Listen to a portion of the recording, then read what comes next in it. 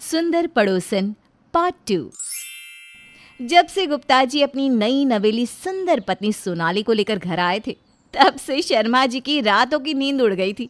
हर बात पर गुप्ता जी से कंपटीशन करने वाले शर्मा जी की समझ में नहीं आ रहा था कि इस बार गुप्ता जी ने जो बाजी मार ली है उससे कैसे मुकाबला किया जाए, क्योंकि शर्मा जी की पत्नी सुनीता बुजुर्ग नजर आती थी, लेकिन गुप्ता जी ने नई नई शादी की थी और वो भी एक जवान लड़की के साथ।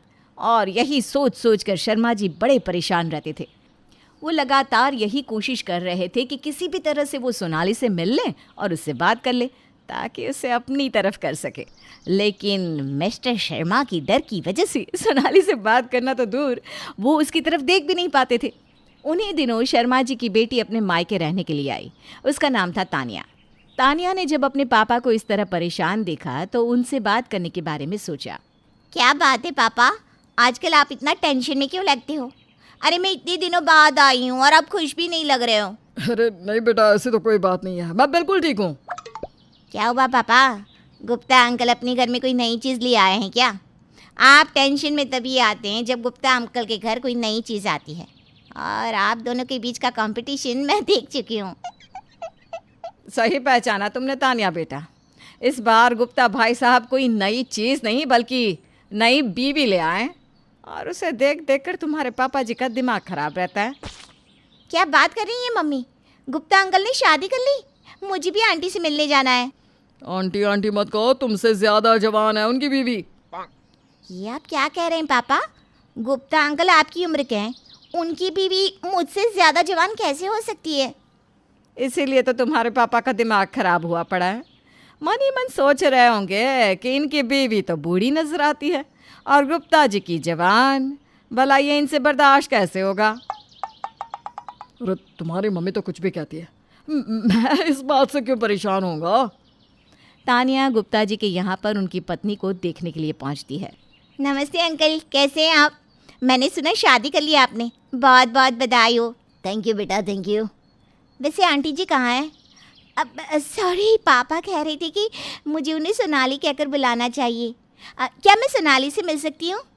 हाँ हाँ, क्यों नहीं बेटा, ज़रूर मिल सकती हो। मैं अभी उन्हें बुला देता हूँ। कुछ देर बाद सोनाली वहाँ पर आती है। उसे देखकर तानिया चौंक जाती है। सच में गुप्ता अंकल ने तो मुझसे भी ज़्यादा जवान लड़की से शादी कर ली, लेकिन ऐसा कैसे हुआ? अंकल को इतनी यंग लड़की आखिर मिल कैसे गई? क्या हुआ तानिया बेटा, क्या सोचने लगी? यही ना कि मुझे इस उम्र में सोनाली जैसी लड़की कैसे मिल गई। अरे तुम्हारे मम्मी पापा को भी मैंने बताया था कि ये तो मेरे बेटों ने मेरे लिए ढूंढ कर रखी थी। मैं तो शादी करने में बिल्कुल इंटरेस्टेड नहीं था। अच्छी किस्मत है आपकी।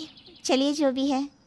गुप्ता जी से मिल के तानिया वापस अपने घर चली जाती है, लेकिन ये बात उसको हजम नहीं हुई थी कि इस उम्र में गुप्ता जी को इतनी जवान लड़की के साथ शादी करने का मौका कैसे मिल गया। क्या हुआ, सोनाली से मिलकर तुम भी टेंशन में आ गई ना? देखा, ऐसा ही होता है। आपकी बात सही है पापा। आखिर गुप्ता अंकल को इतनी जवान और खूबसूरत लड़की कैसे मिल गई? वो तो दिखने में मॉडल जैसी लगती है। दाल में कुछ तो काला है। दाल में कुछ काला नहीं, अरे गुप्ता जी काले हैं, बीवी तो दूध के जैसी गोरी मिल गई उन्हें। अब फिर शुरू हो गए। ज़्यादा काला गोरा ना देखिए, इस उम्र में आंखें चौंधिया जाएगी। मुझे पता करना ही होगा कि आखिर माजरा क्या है। अगले दिन रात के वक्त तानिया चुपचाप गुप्ता जी की खिड़की में से घर के अंदर झांकती है। उसे गुप्ता जी के कमरे का नज़ारा साफ साफ दिखाई दे रहा था। तानिया ये देखकर दंग रह गई कि सोनाली नाम की उस लड़की ने अपने सर से विग उतारी तो उसके बाल एकदम सफ़ेद थे। देखते ही देखते उसने अपने चेहरे से एक मास्क हटा दिया और उसके चेहरे पर झुर्रियाँ नजर आने लगी। तानिया आंखें फाड़ फाड़ कर ये सब देखे जा रही थी। सोनाली एक एक करके अपने चेहरे और शरीर से चीज़ें हटा रही थी, और उसके बाद ये साफ पता चल रहा था कि वो 55 साल की कोई औरत है जिसका शरीर पतला दुबला था। ये देखते ही तानिया के होठों पर मुस्कुराहट आ गई। मेरे पापा की टेंशन का इलाज मिल गया। अब मैं उन्हें बता दूंगी कि पड़ोसी की बीवी देखकर परेशान होने की ज़रूरत नहीं है। गुप्ता अंकल मेरे पापा को बेवकूफ़ बना रहे थे। कल सुबह ही मम्मी पापा को लेकर इनके घर पहुंचती हूँ। तानिया अपने घर वापस आती है। क्या हुआ तानिया, इतने खुश क्यों लग रही हो? कोई खजाना मिल गया है क्या? ऐसा ही कुछ समझ लीजिए पापा जी, आपकी परेशानी का इलाज मिल गया है। इतने दिन से आप बेकार टेंशन में थे। गुप्ता जी की बीवी कोई जवान लड़की नहीं बल्कि 55 साल की आंटी है। अब ये तुम क्या नई कहानी बना रही हो? अरे हमने अपनी आंखों से देखा है, और हमारी आंखें अभी इतनी भी खराब नहीं हुई कि बूढ़े और जवान के बीच का फर्क ना महसूस कर सके। मम्मी, आजकल टेक्नोलॉजी इतनी बढ़ गई है कि 60 साल का आदमी 16 साल का नजर आता है, और गुप्ता जी के बेटों ने उसी टेक्नोलॉजी का इस्तेमाल किया है। विदेश में नौकरी करते हैं ना, पूरी लीपा पोती के साथ बूढ़ी औरत को अपने पापा की जवान बीवी बनाकर भेजा है।